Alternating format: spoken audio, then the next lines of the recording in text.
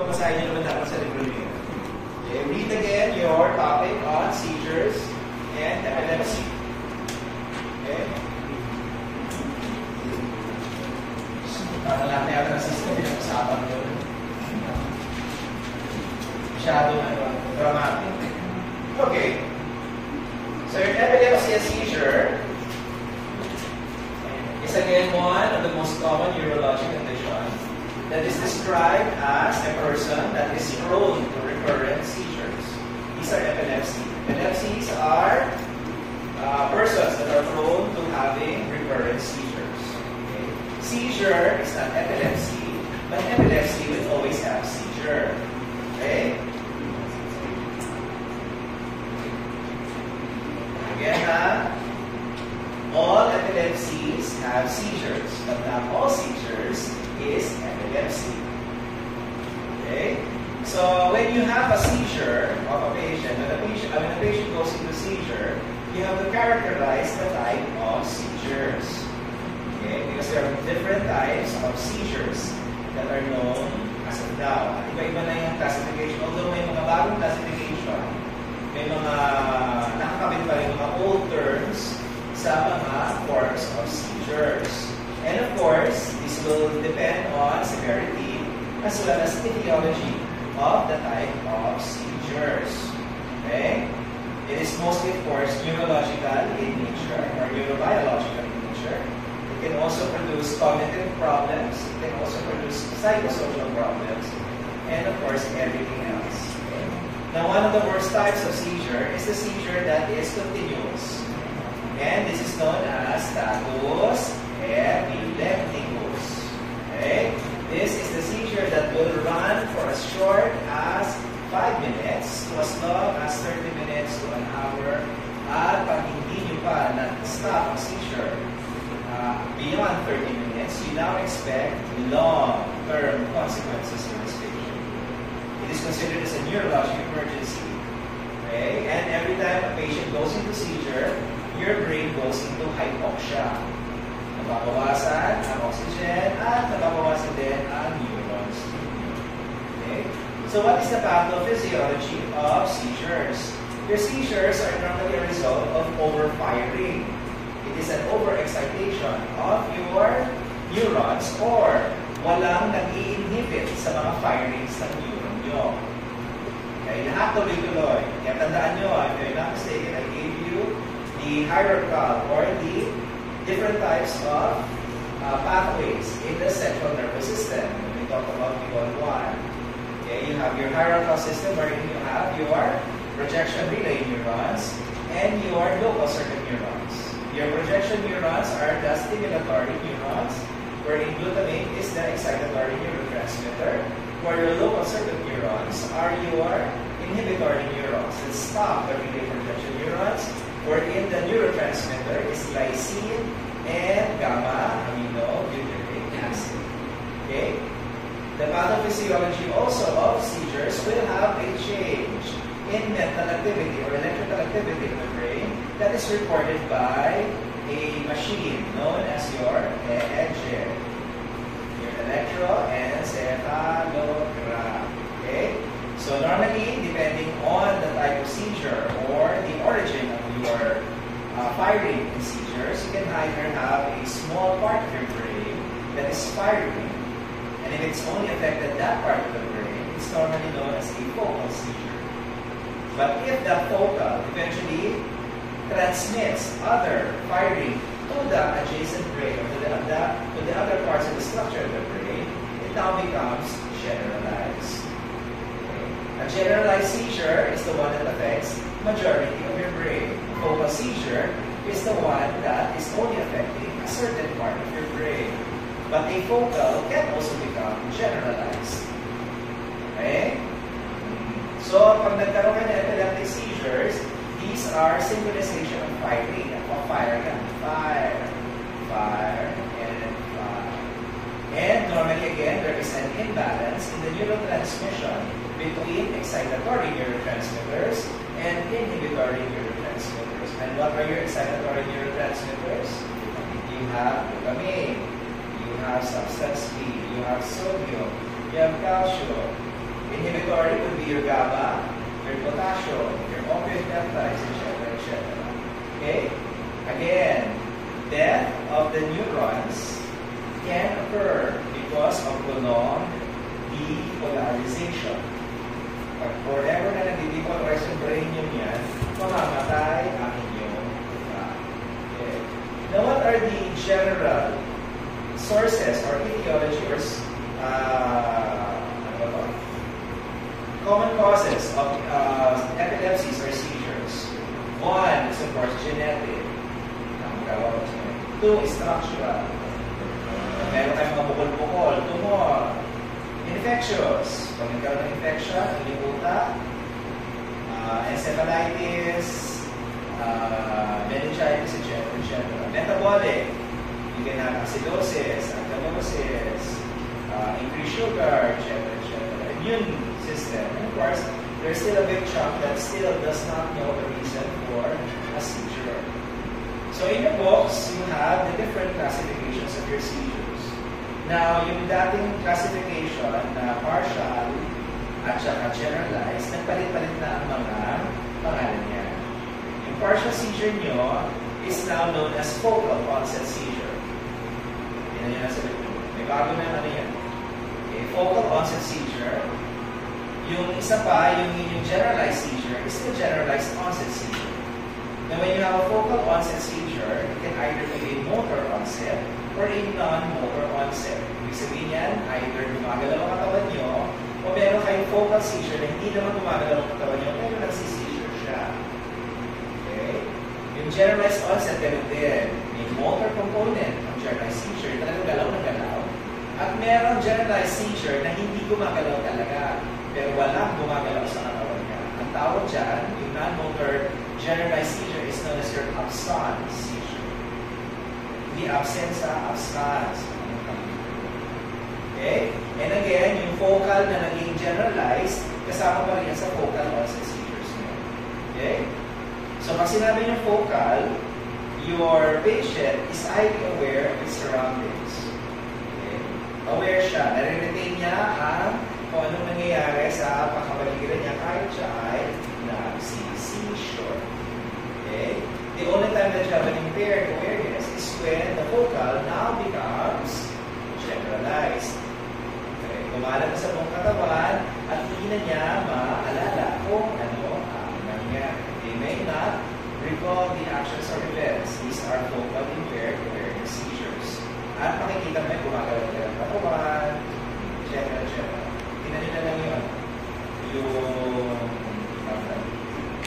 yung description sa likod. Okay? So, yung generalized onset, again, would be, of course, it starts in the entire brain. Okay? Hindi pwede focal to generalize. Ang generalized lahat yan. So, that means impaired awareness ang mangyayari talaga dyan. Whether you have a motor or a non-motor. Pag motor, talaga gumagalaw nga sa inyo. Pero pag non-motor, ang tawag dyan is your absence seizures. Okay? So make sure that you know the clinical presentation of the different types of seizure, from the focal to the focal to generalized and generalized tonic-clonic seizures. Okay? So because you know, there are also other types of seizures that might not be that might also be part of a syndrome. You have your myoclonal seizures. Ito yung mga may syndromes. So, mga syndromes na seizures, myoclonal seizures. These are jerks of the body, okay, with no alteration in consciousness. You also have your atonic seizures, which is also known as your Lennox-Gastaut syndrome. These are syndromes, seizure syndromes. Okay? You suddenly have a loss of tone of your body and eventually drop down. These are your atonic seizures.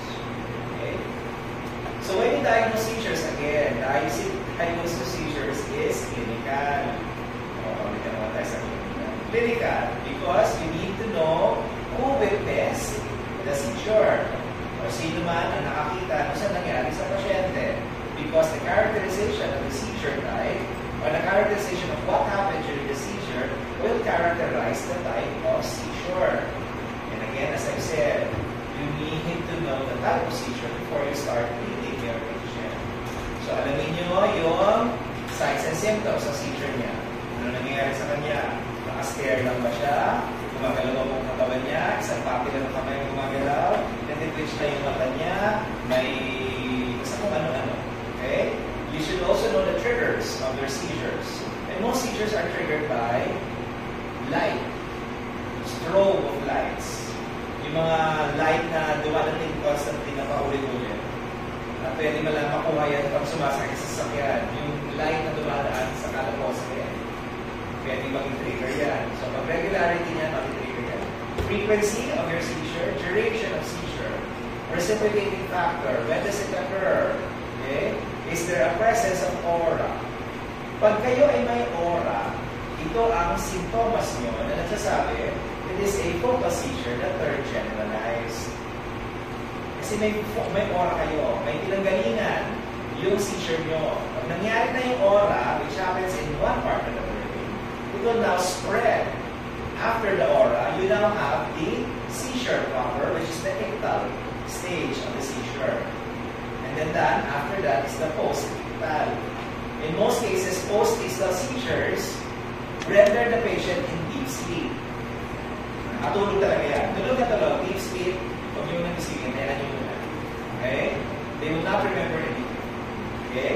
So, ictal activity, which means the seizure, and then post-ictal activity, tulog na tulog yan. Okay? So, of course, even if it is clinically diagnosed, you still have to look for the possible reasons for the seizure. So, kailangan nyo pa rin mag-physical exam, mag-neurologic exam, mag-laboratory examination, mag-radiologic diagnosis, para malaman nyo kung yung seizure niya is a secondary seizure rather than a primary seizure.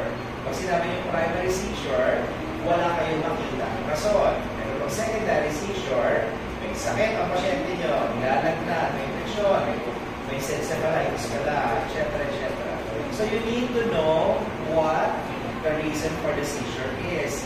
Unless, otherwise, wala kayong makita, wala kayong choice to treat yung seizure. Okay? So, pag may epilepsy yung pasyente, may ano yan, may occurrences of seizures. Kasi you cannot just tell a patient that you have epilepsy unless you have seizures that are unprovoked, they just continuously occur within the next 24 hours. Okay? Or you can have 2 unprovoked seizures within the span of 10 years. They're occurring within 10 years. Okay? So, may seizures pa siya, may unprovoked seizures, and of course, kung may syndrome siya, automatic, epilepsy na kaya, basta may mga syndromes, like the Nogestall syndrome or your myoclonus seizures. Okay? So again, laboratory test is still important. Kahit na na-diagnose mo sa yung seizure type, you need to still diagnose you need to still rule out all possible reasons for the seizure. Your EEG is helpful in about 50% of patients because not all patients with epilepsy will have an abnormal waveform pattern in EEG. But it is an essential tool in diagnosing patients with seizures or epilepsy. Your CT scan or MRI are also helpful. Mas lalo na pag nagkakaroon kayo ng lesion na nag-cause ng seizure na pasyente. Okay? So, yan yung seizure nyo. Hindi ka pa rin yan. You still have diagnostics and you have radiologic as well as laboratory. So, what are the treatment goals of your seizure? Yes. Number 1 is to, of course, control or reduce the frequency of your seizures. I-reduce nyo. Number 2 is to minimize the adverse effect of your medications. Number 3 is to ensure the compliance of your patient. And number 4, make the quality of life better for a patient with seizures. Or at least allow a near normal life for a patients with seizure. Better said than easier said than done. Okay? So, ang main, or at least ang main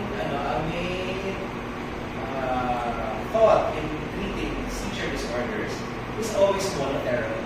Simula mo na kayo sa isa to. Okay? One drug first. And of course, the drug of choice is, well, depending on the seizure type, and of course, the tolerability of the patient to the drug. Matotolerate niya yung side effect ng drug, of course, magkakaroon ng pressure, availability, etc. Will tell you how your patient will decide on the drug that is supposed to be given. Nonetheless, isa lang talaga ang drug of choice for a particular seizure type. Okay? So, medication, adverse reaction will take into account your possibility of choosing the right drug of choice. Okay? Of course, comorbidities as well as relationships with chronic income. Now, treatment, of course, comes in two forms. Again, we have non-pharmacologic as well as pharmacologic. Non-pharmacologic, okay, you can go into, it's not a lifestyle modification. Certain types of, mapakasagutin namin lifestyle modification. There's certain specific non-pharmacologic treatment for seizures. One is ketogenic diet. Isipin niyo po, tabayan, taba, chicharron, okay? Or you can go into vagus nerve stimulation. May mga equipment or aparato na pwede ikabit sa katawan nyo, sa utak nyo, that will stimulate the vagus, that will prevent seizures. And of course, surgery. If you have lesions in your brain, then you need surgery. That's not pharmacologic. Okay?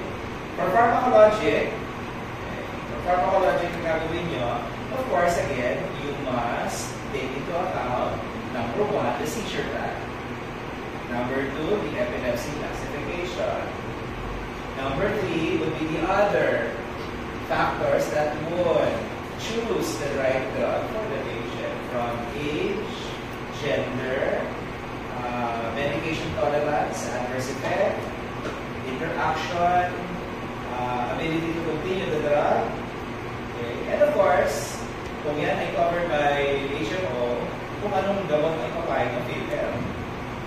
Natural, kung hindi ka naman nababayaran, wala ka ng pera, hindi ka nakukover ng PhilHealth, bakit mo lang gagawin? Yun na. Okay? Now again, go into the mechanisms of action of your seizure medications. Okay?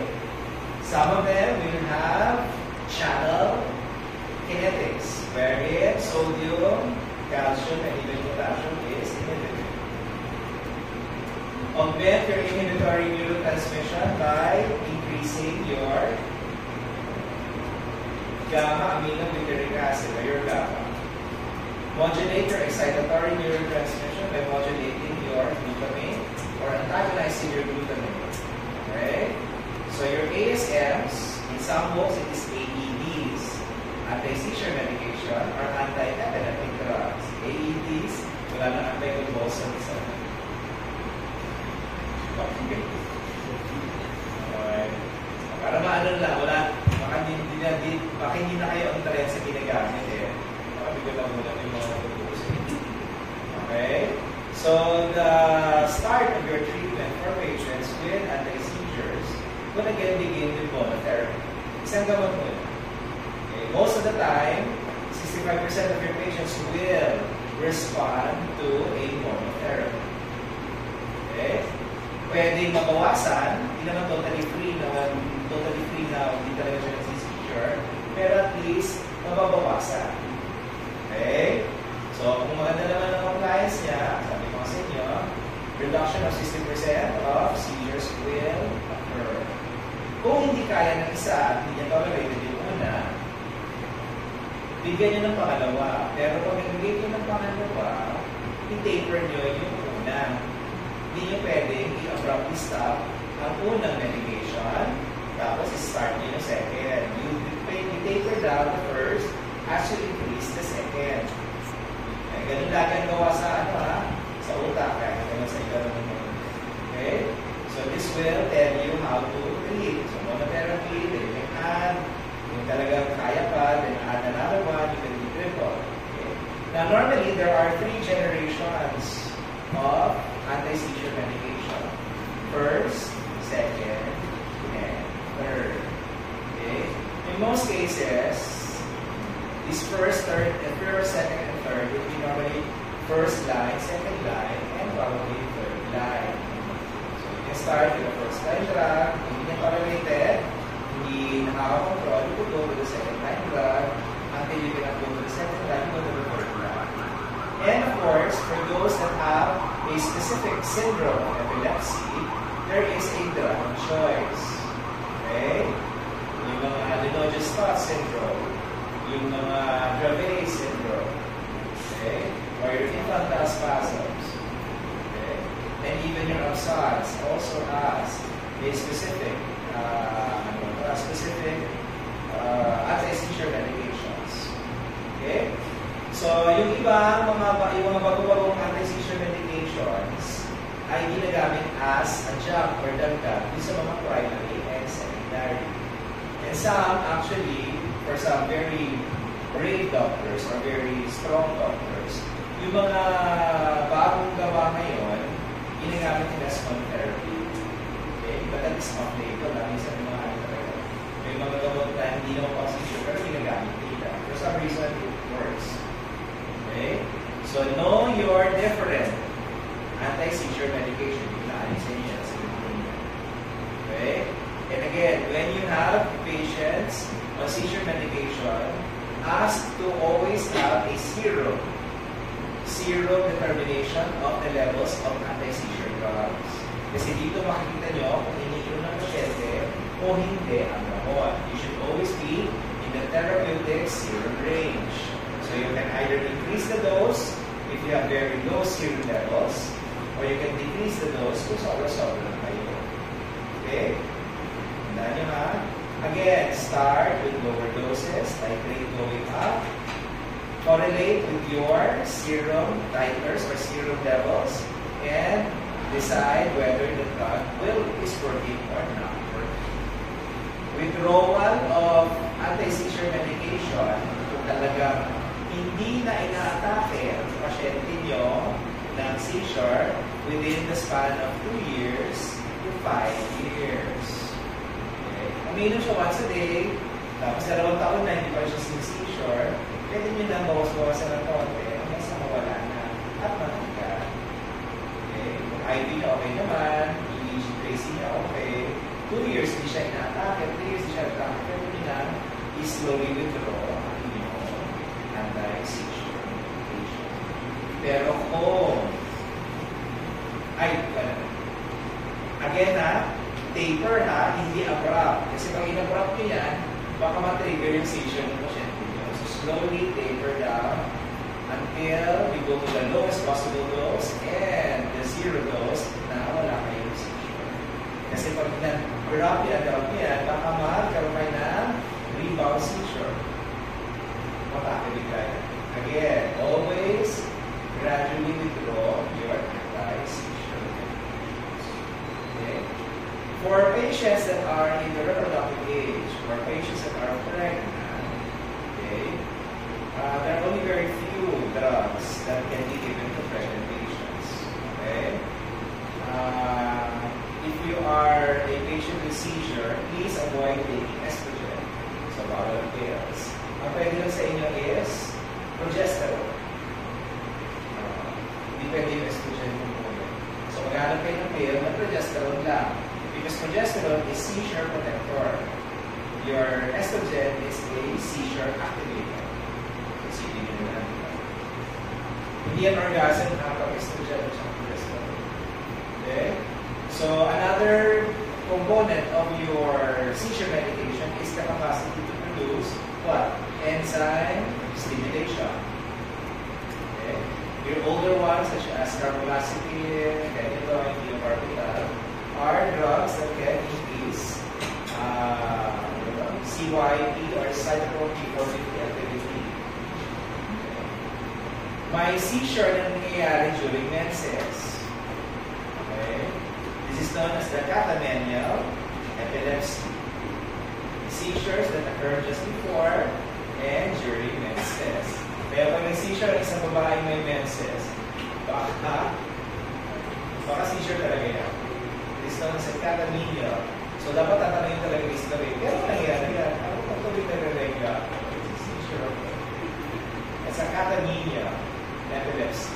Okay, baka kailangan nyo maggamot. Most or more or less, feeling ko, pumigilin dapat progesterone nila. Mag-estrogen. Okay? Pag kayo ay nag-menopause na, bilang babae, gumaganda na ang seizure occurrences nyo. Mas pababa na diba? So, hintayin nyo na mag-menopause kayo. Okay? So, when a patient is in the reproductive age and you're in seizure medication, please advise taking folic acid. Okay? Always daldal ka na. Kasi you are in dire, you might go into vitamin B12 or folic acid anemia, deficiency anemia, if you are taking anti-seizure medications, particularly Phenytoin and some other.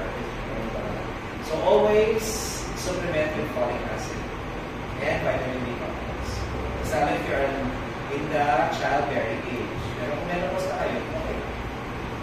Okay?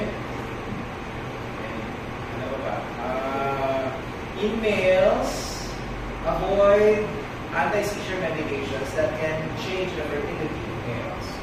Ano itong mga gamot na ito? Carbamazepine, valproic acid, levetiracetam. Okay? These can reduce your testosterone levels for males. So, dahan-dahan na ito. Okay? So, eventually, when you treat your patients with anti-seizure medications, again, your goal is seizure-free. Seizure-free lang. Okay? As much as possible, closest to the normal life that you have. Okay? Normal IQ. Or, kung hindi naman seizure-free, reduce the frequency of seizures. And again, minimize medication adverse effects.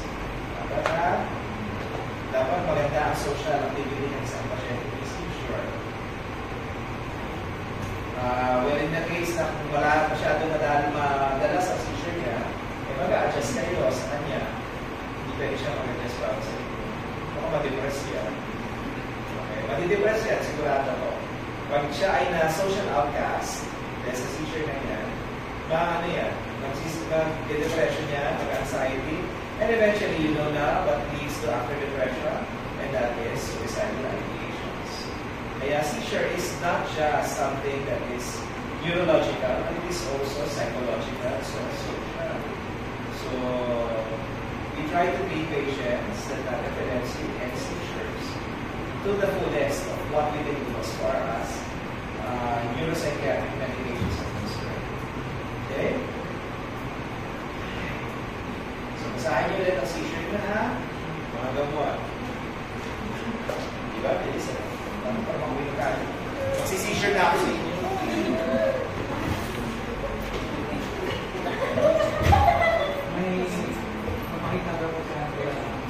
Ay, mag-uubad pa si Andrea. Lugis ka, Andrea. Positive pregnancy test. Ano? Sa ano? Ano? Ano sa libro? Sa libro ang antagonist? Hindi lang pala ito libro. I will just see that. Yun ba? Yun lang? Akala ko kanina pa palang fix the problem yun. Ngayon pa dyan eh. Wala na sa ano, wala na sa topic ah. Anyway, sige. Ilang pala lang ulit yun. Okay? Pero hindi mo walang point. Okay? Okay. Meron ba kayo ano? May repeat ba kayo? Wala, di ba?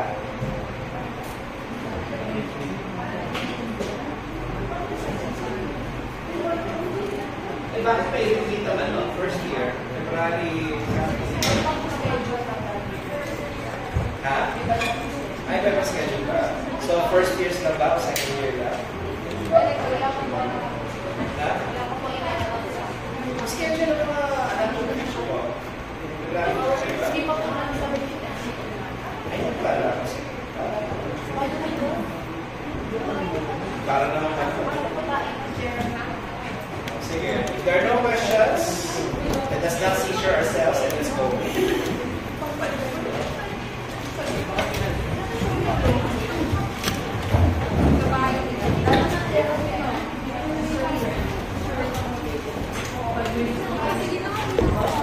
May iwan mo tayo. Hello.